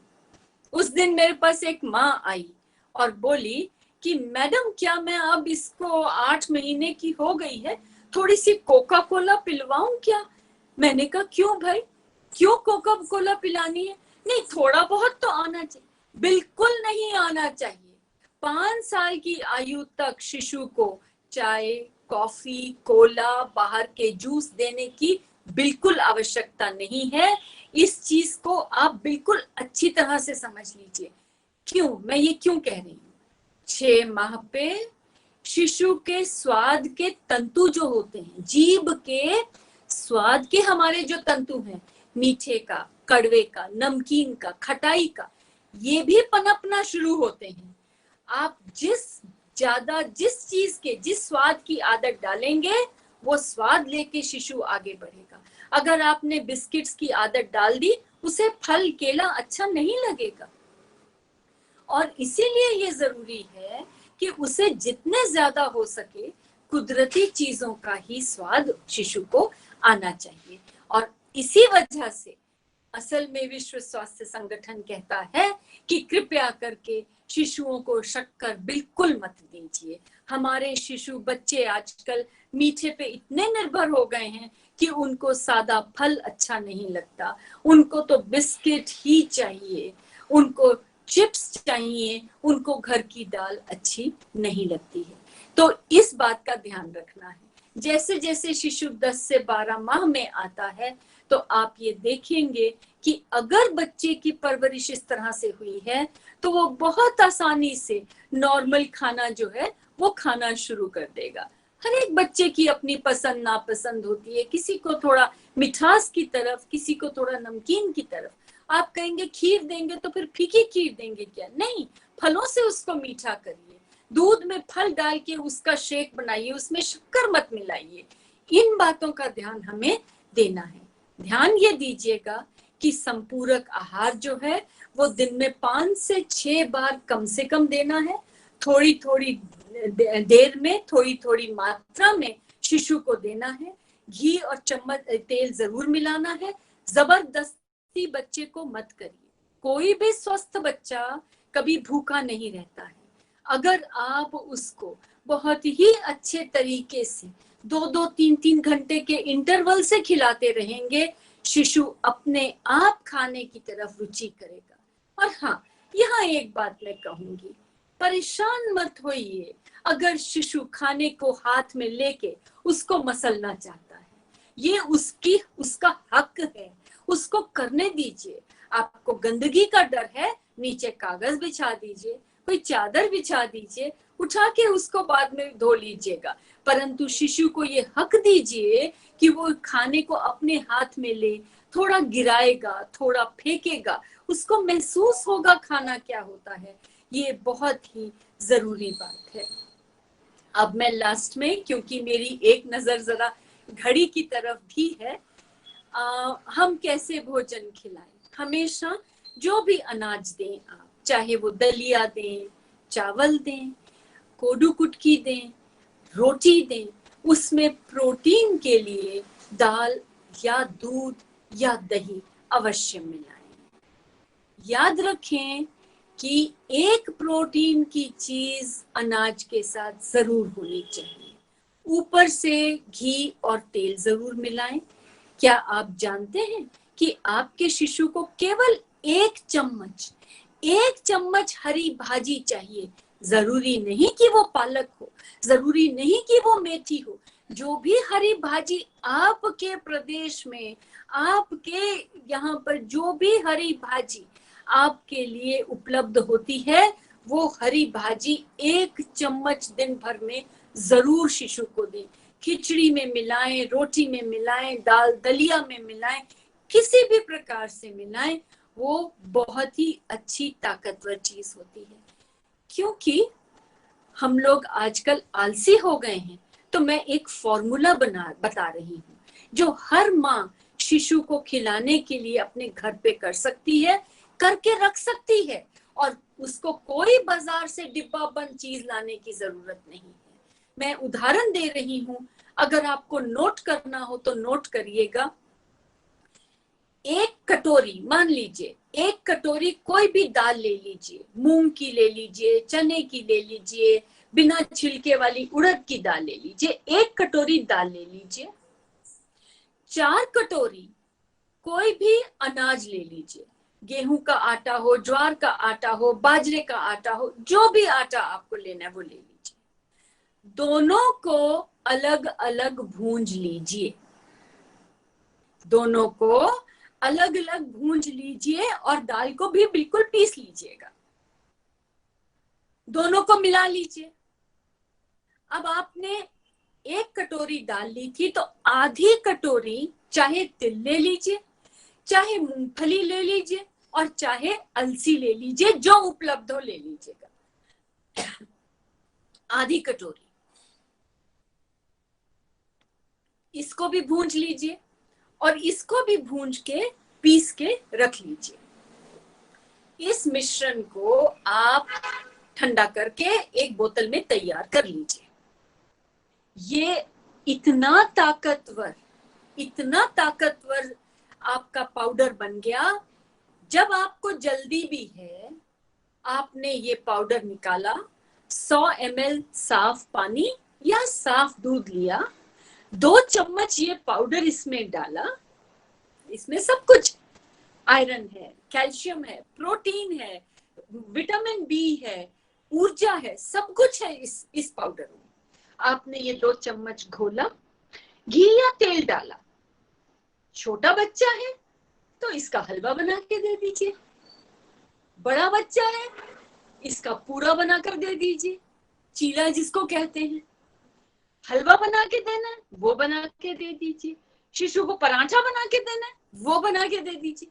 ये एक पाउडर इतना ताकतवर है कि इसका उपयोग आप 6 से 7 माह के शिशु से लेके और 5 साल के बच्चे तक भी करिए तो हर प्रकार का पोषण उसके अंदर चला जाएगा। मैं रिपीट कर रही हूँ, 1 कटोरी दाल, 4 कटोरी कोई भी आटा और आधी कटोरी चाहे मूंगफली लीजिए, चाहे तिल लीजिए और चाहे अलसी लीजिए।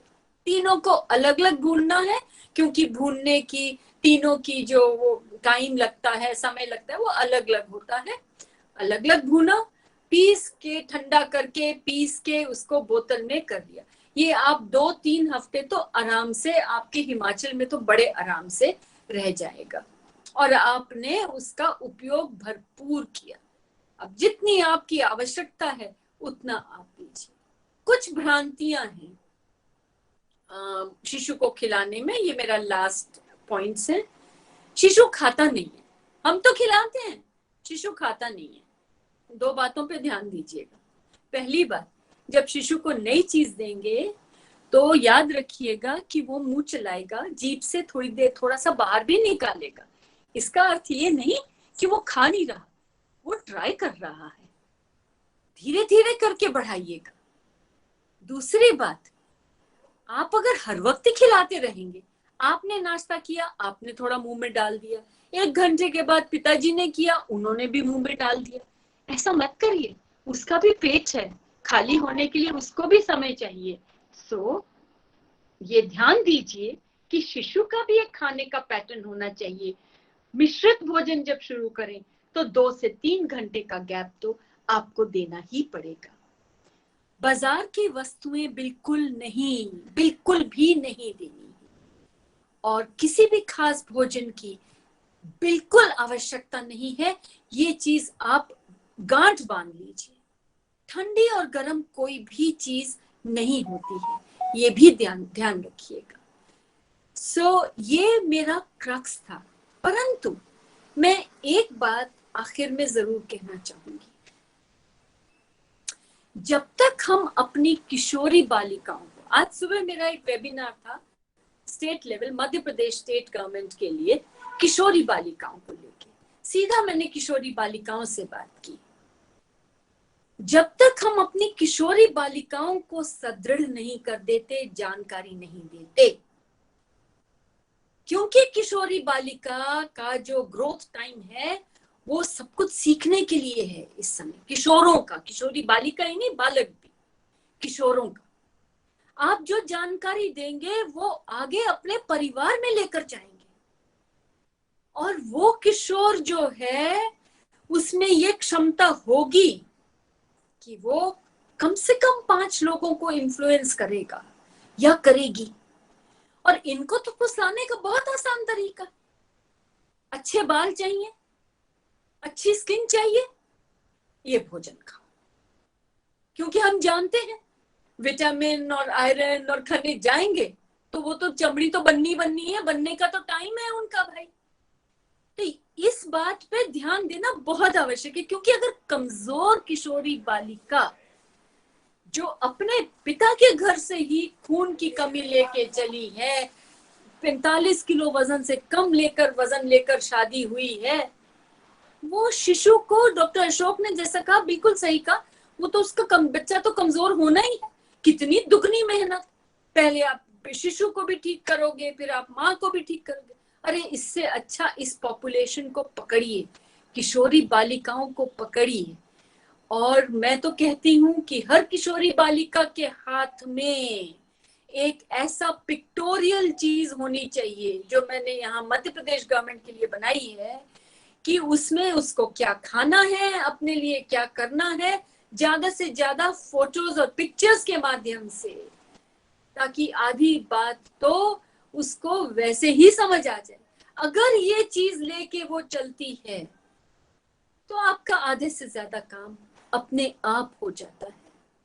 और दरअसल मैं यहाँ पे आखिर में आप सबका धन्यवाद तो करती ही हूँ, पर मैं आज आपके माध्यम से हमारे प्रधानमंत्री का धन्यवाद करना चाहती हूँ। इंडिपेंडेंट इंडिया में सर मुझे 40 साल हो गए हैं प्रैक्टिस करते हुए। 40 सालों में मैं ये कह सकती हूँ कि कहते कहते हम थक गए, परंतु उन्होंने न्यूट्रिशन को सामने लाके खड़ा कर दिया। अब हमारी बात हम कह भी सकते हैं और जोर से, हम आपके ऊपर डंडा लेके भी खड़े हो सकते हैं कि प्लीज ये करना है सोसाइटी में, आपके पास दूसरा विकल्प नहीं है। इसी को करने से जो बदलाव आएगा, आप उसकी कल्पना भी नहीं कर सकते कि कितना अंतर आएगा इस चीज से। तो इसलिए मैं आपके माध्यम से प्रधानमंत्री जी को धन्यवाद देना चाहती हूँ कि न्यूट्रिशन को, पोषण को उन्होंने वहां लाके खड़ा किया जो हम कहते थे हमारे देश में सब कुछ है। कौन से अनाज की बात कर रहे हैं, कौन से विटामिन सी की बात कर रहे हैं, कौन से ऑलिव ऑयल की बात कर रहे हैं, कौन से मल्टी फाइबर की बात कर रहे हैं। अरे हमारे देश में जो मल्टीपल फाइबर वाली चीजें मिलती हैं, आप ढूंढते ढूंढते थक जाओगे, आपको कहीं नहीं मिलेंगे। बहुत बहुत धन्यवाद सर, आप लोगों ने मेरी बात सुनी है, मैं बहुत ही आभारी हूँ। दुर्भाग्यवश प्रेजेंटेशन नहीं चली, मैंने उसमें कुछ पिक्चर्स डाली थी ताकि वो आप सब यूज कर सकते। धन्यवाद। धन्यवाद डॉक्टर अमिता जी। सबसे पहले टेक्निकल पार्ट के क्रम में माफी चाहता हूँ कि अभी प्रेजेंटेशन नहीं हो पाई, लेकिन बहुत सुंदर प्रेजेंटेशन बनी हुई थी। लेकिन आपने सारे के सारा जो भी वर्णन है आपने बहुत ही अच्छे ढंग से हमें अपनी बात समझाई रखी, और हम सबको बड़ी ही सुंदर और साफ सुथरी और बड़ी ही सरल भाषा में आपने हमें बात को समझाई। इसके लिए आपका बहुत बहुत धन्यवाद। बहुत छोटी छोटी बातें हैं जो हम लोग जानते हुए बुझते हुए भी सब नहीं कर पाते हैं, उसके लिए हमने हमें स्मरण कराया और बहुत नई चीजें हमें बताई। आपका बहुत बहुत धन्यवाद, आपके ज्ञान से हमें अनुग्रहित किया। अब मैं इस कार्यक्रम के अगले पड़ाव में हमारे guest of honour doctor Rakesh Pandit ji से निवेदन करता हूं कि वो अपना वक्तव्य लेकर हमारे सामने प्रस्तुत हो। डॉक्टर राकेश जी। आज के इस कार्यक्रम में विशेष रूप से उपस्थित डॉक्टर अशोक कुमार वार्ष्णेय जी, हमारे अखिल भारतीय संगठन सचिव आरोग्य भारती के, हमारे राष्ट्रीय उपाध्यक्ष डॉक्टर एस.बी. डंगाच जी, आज के इस कार्यक्रम में मुख्य वक्ता के तौर पे बहुत ही अच्छा जिन्होंने उद्बोधन सरल भाषा में हमारे सामने प्रस्तुत किया, डॉक्टर अमिता सिंह जी, बहुत ही एक्सपीरियंस्ड, जो उनकी लाइफ का निचोड़ है इस फील्ड में इतने सालों से काम करते करते, उसके बारे में बहुत ही अच्छी जानकारी हमें प्रदान की।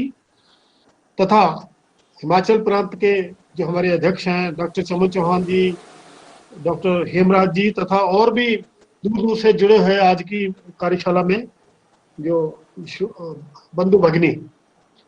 वैसे तो मुख्य तौर पे उड़ीसा से भी जुड़े, हाँ उड़ीसा से भी जुड़े हैं, मैं देख रहा हूँ बीच में। तो माननीय अशोक वार्ष्णेय जी ने भी काफी बातें हमें बताई साधारण, जो जिनका हमारे पोषण से, न्यूट्रिशन से, बहुत खाने पीने से अच्छा संबंध है, डॉक्टर अमिता जी ने तो पूरा अपना विषय विस्तार से हमारे सामने रखा। तो इस विषय में मैं टेक्निकली तो कुछ भी विशेष बता पाऊंगा।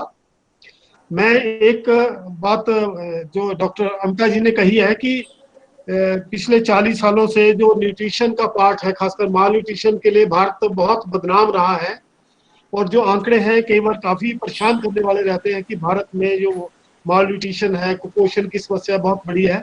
तो उसकी तरफ सरकार ने पिछले कई सालों से बहुत गंभीरता से ध्यान दिया है। हालांकि मिड डे मील बहुत सालों से चल रहा है, उसके कुछ अच्छे नतीजे भी आए हैं। उसके बावजूद भी जो मूल समस्या है कुपोषण की, जिसके कारण जो आने वाले भविष्य है हमारे बच्चों का, हमारी जो नेक्स्ट जनरेशन है, उसकी परफॉर्मेंस के ऊपर, उसकी प्रोडक्टिविटी के ऊपर जो असर पड़ता है, उसको रोकने के लिए बहुत ही गंभीर प्रयास करने की आवश्यकता है। और मैं आपको बताते हुए मेरे को प्रसन्नता होती है कि सरकार, भारत सरकार खासकर इसके लिए बहुत ही कटिबद्ध है। अभी 2 दिन पहले ही आपने पढ़ा होगा, समाचार पत्रों में भी, दूरदर्शन पे भी आया था, भारत सरकार में आयुष मंत्रालय जो है तथा जो women and child development ministry है, महिला एवं बाल विकास मंत्रालय, इन दोनों मंत्रालयों के बीच एक समझौता हुआ है जिसके अंतर्गत जो नेशनल न्यूट्रिशन मिशन चलाया जाएगा वो दोनों विभाग मिलकर चलाएंगे।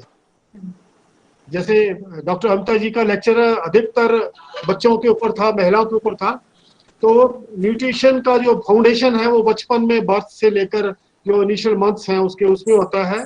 इसके साथ साथ जो माता का जो खान पान है, मदर का खान पान है, उसके ऊपर भी डिपेंड करता है। तो इन दोनों चीजों को टारगेट करते हुए भारत सरकार ने ये जो बहुत ही अच्छा प्रयास किया है, इसके अंतर्गत पोषण अभियान के अंतर्गत कुपोषण से मुक्ति करने के लिए आयुर्वेद एवं अन्य जो भारतीय चिकित्सा पद्धति हैं, चाहे वो फोक मेडिसिन हो, गाँव में जो प्रचलित हमारी प्राचीन परंपरा है खाने की, पोषण की, उनके माध्यम से आंगनवाड़ी स्तर के ऊपर न्यूट्रिशन का ये कार्यक्रम एक चलाया जाएगा, जिसके 3 तरह के कार्यक्रम उसमें होंगे, जिसमें खासकर मेन टारगेट तो रहेगा 5 साल से कम उम्र के बच्चों का। इसके साथ जो किशोरियां हैं, एडोलेसेंट गर्ल्स हैं या बॉयज हैं, उनका भी टारगेट इसमें रखा गया है, और मदर का तो पार्ट है ही इसमें। उनके खाने पीने के लिए विशेष तरह का जो खान पान आयुर्वेद में वर्णित है, जो आयुर्वेद में सिद्धांत वर्णित है, हमारे आहार के नियम हैं, उनके पोषण के जो नियम हैं, किस समय खाना, कितना खाना, कैसे खाना, उनको लागू करने के लिए आंगनवाड़ी स्तर के ऊपर कार्यक्रम चलाया जाएगा। इस होलिस्टिक न्यूट्रिशन प्रोग्राम के अंतर्गत आंगनवाड़ी सेंटर के ऊपर जो कार्यक्रम इसका चलाए जाएंगे, उसमें आयुष मंत्रालय द्वारा एक तो योग का प्रचार होगा वहां, योग के माध्यम से, जिससे कि बच्चों का, छोटे बच्चों से लेकर बड़े तक, और जो महिलाएं हैं, किशोरियां हैं, उनको योग जो भी हमारे स्वास्थ्य को ठीक रखने के लिए, हमारे पाचन को ठीक रखने के लिए ठीक होंगे, उन योग का अभ्यास कराया जाएगा। आयुष मंत्रालय का जो स्टाफ है, जो हमारी डिस्पेंसरी है अलग अलग स्तर के ऊपर, चाहे आयुष डॉक्टर हैं, आयुर्वेद डॉक्टर हैं, फार्मासिस्ट हैं, हमारा नर्सिंग स्टाफ है, वो कम से कम महीने में एक बार आंगनवाड़ी सेंटर में जाके लोगों के समूह को आरोग्य के बारे में, पोषण के बारे में, न्यूट्रिशन के बारे में जानकारी देगा। जो तीसरा कार्यक्रम इस आंगनवाड़ी सेंटर के ऊपर किया जाएगा, वो एक बहुत ही महत्वपूर्ण जो निर्णय भारत सरकार ने लिया है कि हर एक आंगनवाड़ी सेंटर में जहां पर स्थान है या उसके आसपास भी जो भी जगह खाली है पंचायत द्वारा उपलब्ध कराई जाएगी, उसमें पोषण वाटिका लगाई जाएगी। पोषण वाटिका का मतलब हर्बल गार्डन लगाया जाएगा, जिसमें ऐसे पौधे होंगे जिनसे कि न्यूट्रिशन मिले, चाहे न्यूट्रिशन भोजन के रूप में हो, चाहे माइक्रो न्यूट्रिएंट्स जिनसे मिले, या नैनो न्यूट्रिएंट्स मिले। ऐसे पौधों को वहां पर लगाया जाएगा और उसका संवर्धन किया जाएगा, जिसका प्रयोग वहां आने वाले बच्चों के लिए, महिलाओं के लिए और किशोरियों के लिए किया जाएगा। तो ये 3 तरह की एक्टिविटी जो है वो आंगनवाड़ी सेंटर के ऊपर होंगी। आयुष विभाग जो है, आयुर्वेद विभाग है, वो इसमें एक पहले बेस लाइन डाटा कलेक्ट करेगा कि उस क्षेत्र में, जो उस एरिया के अंतर्गत आता है, जहां पर ये आंगनवाड़ी सेंटर है, वहां पर न्यूट्रिशन का स्टेटस क्या है, कौन सी चीज की कमी है, कौन सी बीमारियां ज्यादा होती हैं, न्यूट्रिशन तथा बीमारियों के बारे में एक बेस लाइन डाटा आयुष मंत्रालय इसको तैयार करेगा। फिर दूसरा काम करेगा टेलीमेडिसिन के माध्यम से, टेलीमेडिसिन या टेलीफोन के माध्यम से, या एक तरह से कह लें एक हेल्पलाइन आयुर्वेद मंत्र विभाग खोलेगा जिससे कि न्यूट्रिशन के बारे में जानकारी आंगनबाड़ी सेंटर में और दूसरे जो भी उसका लाभ उठाना चाहें वो उसके बारे में ले सकते हैं। तो एक call centre helpline number Ayurveda विभाग खोलेगा इस कार्यक्रम के अंतर्गत। फिर जो भी वहां पर खाना दिया जाएगा उसका उसमें साइंटिफिक स्टडी की जाएगी। जो बच्चों को मान लीजिए 1 साल तक दिया या 6 महीने दिया, उसके बाद जो उसके ग्रोथ के पैरामीटर्स हैं उसमें क्या क्या इंप्रूवमेंट हुई, इसका साइंटिफिक ढंग से डाटा तैयार किया जाएगा, रिसर्च की जाएगी और उसको पब्लिश किया जाएगा ताकि अन्य स्थानों के ऊपर भी उसको रेप्लिकेट किया जा सके, लोगों तक पहुंचाया जा सके। फिर हम देखते हैं हमारा भारत में विविधता में एकता है, अलग अलग स्थानों के ऊपर अलग अलग खान पान है हमारा, अलग अलग तरह की हमारी फसलें होती हैं, अलग अलग तरह का जलवायु है। तो उसके अंतर्गत जो भी उस क्षेत्र में होने वाले अनाज हैं, पौष्टिक तत्व वाले फल हैं, सब्जियां हैं, उन्हीं के माध्यम से लोगों की रुचि के अनुसार, क्योंकि हम जानते हैं कि हर एक प्रांत की, हर क्षेत्र की अपनी खाने की रुचियां अलग है। कहीं चावल ज्यादा खाते हैं, कई लोग मक्की की रोटी खाते हैं, कई लोग चपाती ही खाते हैं, चावल नहीं खाते। तो उन लोगों की ध्यान में रखते हुए, रुचि को ध्यान में रखते हुए, उनकी रुचि के अनुसार भोजन और न्यूट्रिशन का पैकेज एक तैयार करके देना लोगों को, ताकि बच्चे उसको चाव से खा सकें और जो माल न्यूट्रिशन की कमी है, माल न्यूट्रिशन है, उसको भी उपचार इसका किया जा सके। तो इस तरह कस्टमाइज करना खाने को उस क्षेत्र के साथ। चौथा जो पार्ट है इसमें आयुष मंत्रालय या आयुष विभाग इसमें करेगा वो है आईईसी मटेरियल तैयार करना, इंफॉर्मेशन एजुकेशन एंड कम्युनिकेशन। जो भी किसी भी बीमारी को, किसी भी समस्या को दूर करने के लिए बहुत ही एक महत्वपूर्ण अंग है। इसके लिए चाहे पत्रक छापे जाएंगे, पोस्टर छापेंगे, बड़े बड़े होर्डिंग लगाए जाएंगे, छोटे छोटे हाथ में देने वाली छोटी छोटी पुस्तिकाएं होंगी, या कहीं कहीं बैनर लगाए जाएंगे, या ऑडियो विजुअल जो हमारे एड्स हैं, चाहे जैसे आजकल हम वेबिनार के माध्यम से कर रहे हैं, टेलीविजन या मोबाइल के माध्यम से, एप्स के माध्यम से, खाने जो न्यूट्रिशन पार्ट है उसकी जानकारी आम लोगों तक पहुंचे, उसको रुचिकर ढंग से बनाया जाए ताकि बच्चे भी उसको इंटरेस्ट से देखें और उसको फॉलो करें। इस तरह के कार्यक्रम है, खासकर जो स्थानीय लोगों में प्रचलित भोजन है, जैसे किन्नौर वगैरह का क्षेत्र है, वहां पे जो कोदो वगैरह का होते हैं, फाफड़ा है, इसको बहुत पसंद करते हैं। तो उसी वहां उगने वाले जो पदार्थ हैं, भोज्य पदार्थ हैं जिनमें न्यूट्रिशन अच्छा रहता है, उनके अलग अलग रेसिपीज बनाकर उसको लोगों में प्रचलित करना, लोगों में उनको उपलब्ध कराना, इसके बारे में आयुष जो आयुर्वेद विभाग है वो इसमें कार्य करेगा। फिर एक और जो आंगनवाड़ी वर्कर्स जो आजकल हैं, जिनका डेजिग्नेशन है आंगनवाड़ी वर्कर, AWW कहते हैं उसको, तो उसका इस कार्यक्रम के अंतर्गत नया नामकरण किया गया है, उसको कहा गया है धात्री। धात्री वैसे तो धाय का होता है, हम सब जानते हैं, जो बच्चा का पालन पोषण करती है, लेकिन इसमें धात्री का मतलब जो इंग्लिश में है DHATRI, dedicated health activist to replenish the in nutrition, बल्कि भोजन को, जो पोषण को उपलब्ध कराने के लिए हेल्थ जो एक्टिविस्ट है वो आंगनवाड़ी वर्कर्स का नाम हो जाएगा धात्री आगे के लिए। तो इस तरह हम देखते हैं कि बहुत ही व्यापक स्तर के ऊपर एक कार्यक्रम शुरू होने वाला है। अभी 2 दिन पहले MOU साइन हुआ है, तो धीरे धीरे इसकी जो भी गाइडलाइंस हैं सभी राज्यों में, प्रदेशों में निचले स्तर पर आएंगी, और मुझे लगता है कि अगर 5-10 साल तक इस कार्यक्रम को चलाया जाएगा तो जो कुपोषण की समस्या है उसमें बहुत लाभ मिल सकता है, और कई तरह की हम बीमारियों को रोक सकते हैं। डॉक्टर कृष्णा प्लीज म्यूट करिए अपने आप को। डॉक्टर कृष्णा, हम सब जानते हैं कि आयुर्वेद के जो सिद्धांत हैं कुपोषण के बारे में, आहार के बारे में, हम देखते हैं कि हम लोग अग्नि के ऊपर बल देते हैं। अग्नि का मतलब जो डाइजेस्टिव पावर है। मान लीजिए कोई बच्चा है, माल न्यूट्रिशन से ग्रस्त है, वो उसकी डाइजेशन में प्रॉब्लम है, उसका लिवर कमजोर है, उसको हम चाहे जितने मर्जी टॉनिक देते रहे, जितने मर्जी फूड्स, हेल्दी फूड्स देते रहे, उसको विटामिन की गोली खिलाते रहे, उसको कोई भी ड्रॉप्स खिलाते रहे, उसकी जो माल न्यूट्रिशन है वो कम नहीं होगी। क्योंकि हम जानते हैं कि जिसकी डाइजेस्टिव पावर कमजोर है, अग्निमांद्य से जो पीड़ित है, इंडाइजेशन से पीड़ित है, अगर वो भोजन करता है कोई या भारी चीज भी खाएगा तो वो उसका पाचन ठीक से नहीं होगा।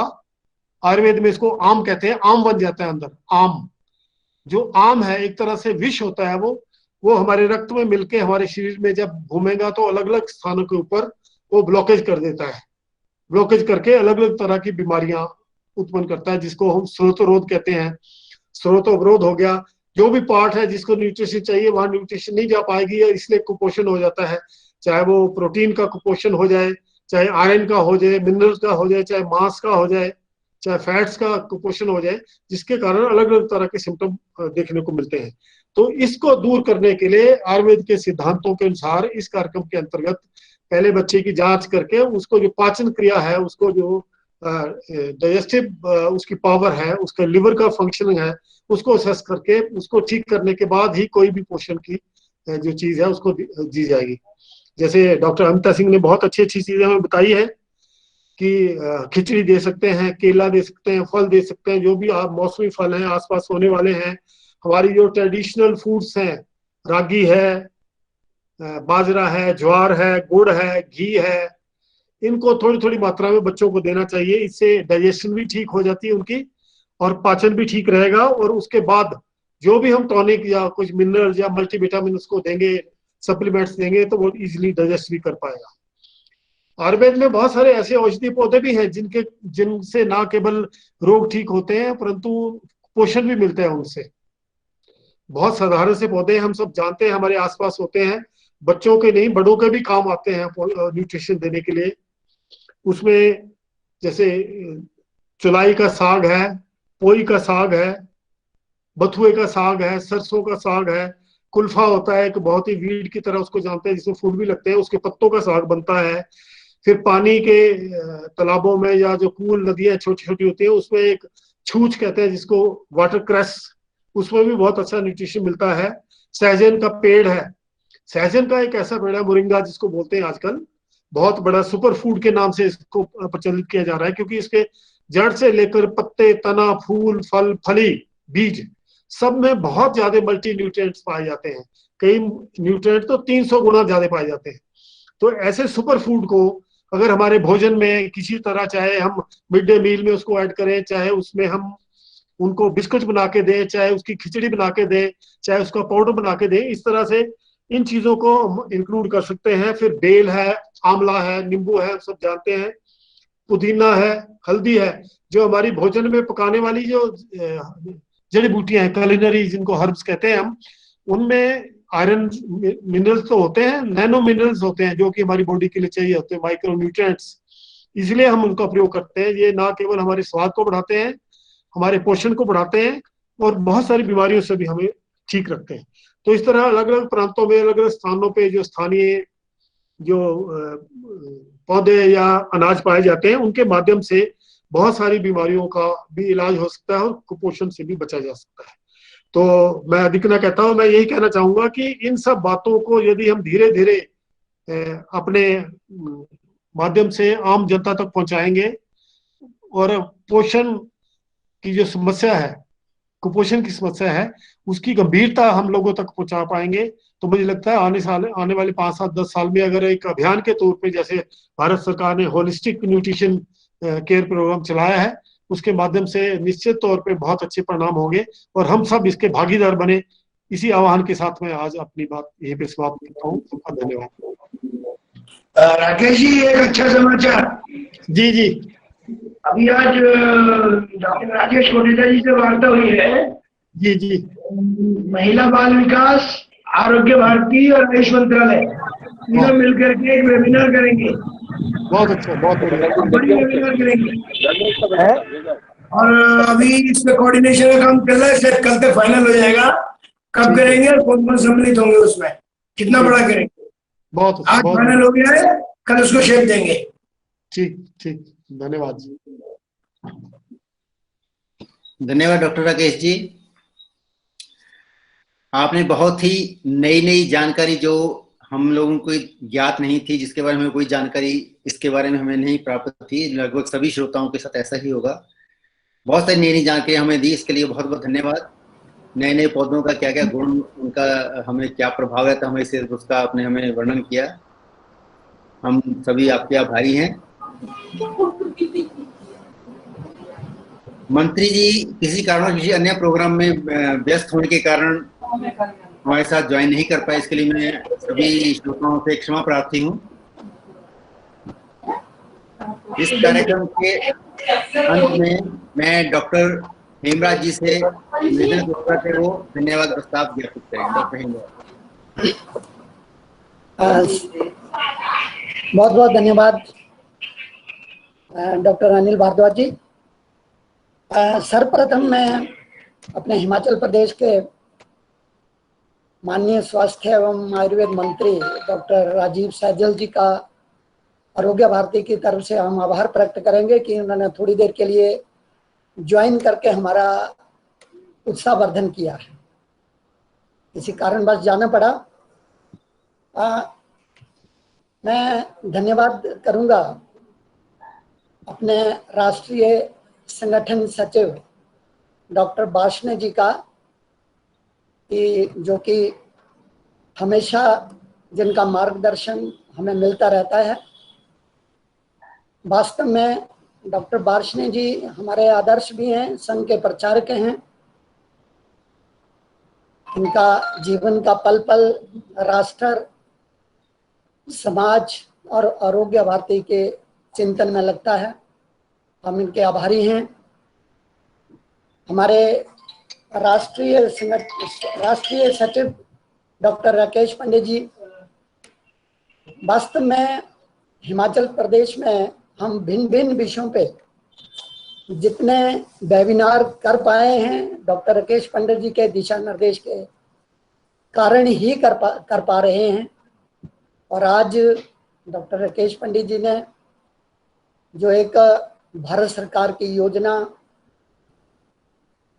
होलिस्टिक न्यूट्रिशन की अप्रोच हमारे सामने रखी है, हम डॉक्टर साहब का धन्यवाद करते हैं, आभारी हैं हिमाचल आरोग्य भारती की ओर से। और डॉक्टर अमिता सिंह जी बहुत ही साधारण शब्दों में हृदय से इतनी बढ़िया जानकारी आपने हमें दी। आप वास्तव में ही आहार एवं पोषण विशेषज्ञ हैं। आपका बहुत बहुत धन्यवाद। और अंत में सभी जो हमारे प्रतिनिधि इस वेबिनार में शामिल रहे, हम सबका आरोग्य भारती हिमाचल प्रदेश की ओर से सभी का धन्यवाद करते हैं। धन्यवाद। धन्यवाद डॉक्टर हेमराज जी। कार्यक्रम का समापन हम शांति मंत्र से करते हैं। डॉक्टर श्रुति हमारे साथ जुड़ी हैं। मैं डॉक्टर श्रुति से निवेदन करूंगा वो शांति मंत्र का जाप करें। Doctor Shruti. Thank you sir. सर्वे भवन्तु सुखिनः, सर्वे सन्तु निरामया, सर्वे भद्राणि पश्यन्तु, मा कश्चित् दुःख भाग् भवेत्।